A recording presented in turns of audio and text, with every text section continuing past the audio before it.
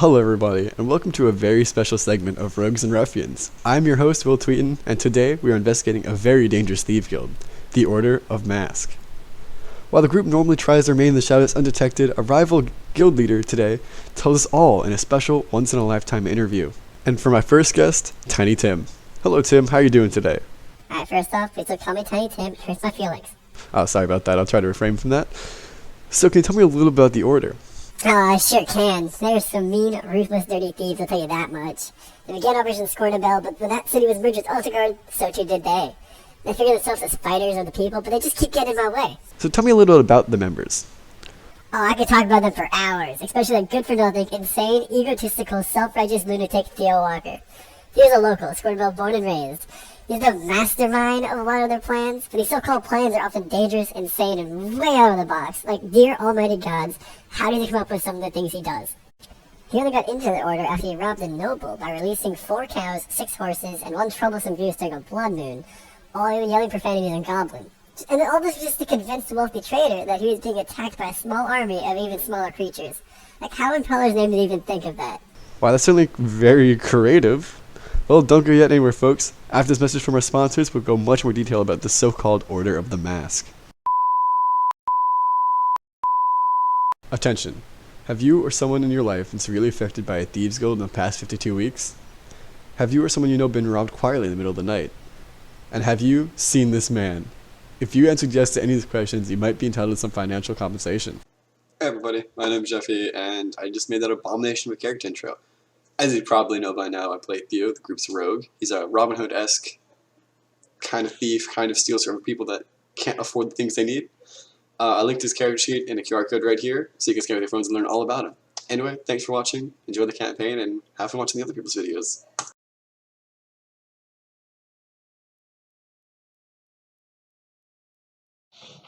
Hi, I'm RJ, and I play Tyranny, the Tiefling Warlock, whose patron is Cthulhu. A little bit about Tyranny is that he is a chaotic neutral. His alignment is chaotic neutral. He is 5'10" and weighs 190 pounds. He has a very upbeat view on life, and he doesn't. He's not your typical Cthulhu worshiper where it's evil chaos. But he still is. And does what he needs to do to get what he needs to get what he needs to do. Like he doesn't let anything stand in his way. Even if that means any means necessary. A little backstory on Tharnak is that he was founded on the beach right by the Cloakwoods. He was found alone as a baby. His parents were nowhere in sight. He doesn't know his parents, no memory of them. He was founded by a group of wood elves that lived in the Cloakwoods that worshipped Cthulhu, which led him to also worship Cthulhu because he grew up there. He doesn't have much social interaction, so his idea of society isn't, perfect. He doesn't know how to properly interact. He doesn't know how to, he's very socially inept.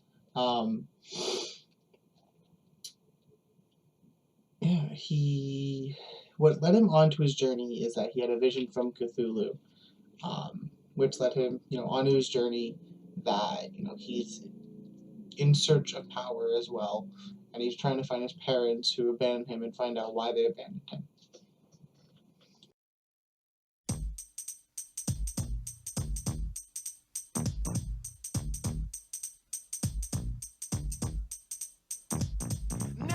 Is a story all about how my life got flipped, turned upside down, and I'd like to take a minute, just sit right there. I'll tell you how I became the prince of a town called Greenest.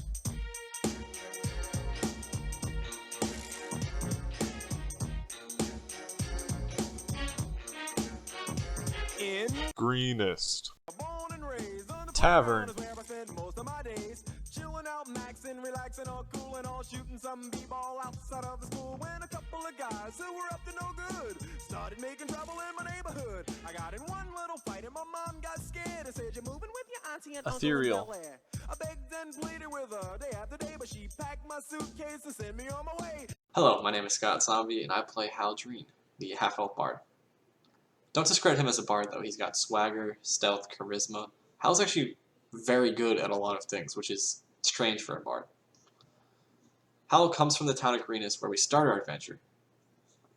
He was a tavern bard who made a living telling stories and folk heroes and legends. He's very new to the adventure life, as he was just thrust into it during the attack at Greenest. So he's learning as he goes. But he has way more power than even he realizes. He's already pulled off quite some impressive feats. Hal is on a quest for answers about the death of his sister, about the attack on town, and just who these people are. Hal has lived his whole life telling the stories of others, and now has a chance to make one of his own. Hello, my name is Austin. I am the creator and voice of Chiron Magna. He is a male tiefling who has chosen the path of Paladin. On this path, Chiron chose the Oath of Vengeance due to his past of always being second best to everyone around him in the place where he was raised. Chiron grew up just off of the Sword Coast on a small island called Nerth, just south of Ruitham. His family was a noble family in the community, and his grandfather was a part of the church clergy. After coming of age, Chiron decided he was going to travel to attempt to build his reputation with his community and his family by finding more breaches between the material plane and the plane of fire. After finding these breaches, Chiron would either close the breaches or document them. During his travels, he was captured by the evil cultists. During the party's raid on the cultist camp, Chiron assisted the group in freeing the prisoners there, and has been traveling with them ever since. Hi everyone, I'm Aubrey, aka Breezy Bee. I play Ananya Ravakaelin. She's a woodland elf, and she's a ranger class. She's 5'7" and 80 years old, so not quite at elvish adulthood yet. She has her beast, Stanley, who's a giant fluff ball, who's very protective of her.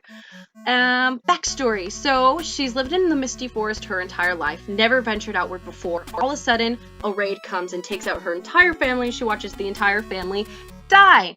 So, she has trauma, PTS-like things, and then all of a sudden, there's a voice in the back of her head. She has no idea why or how it got there.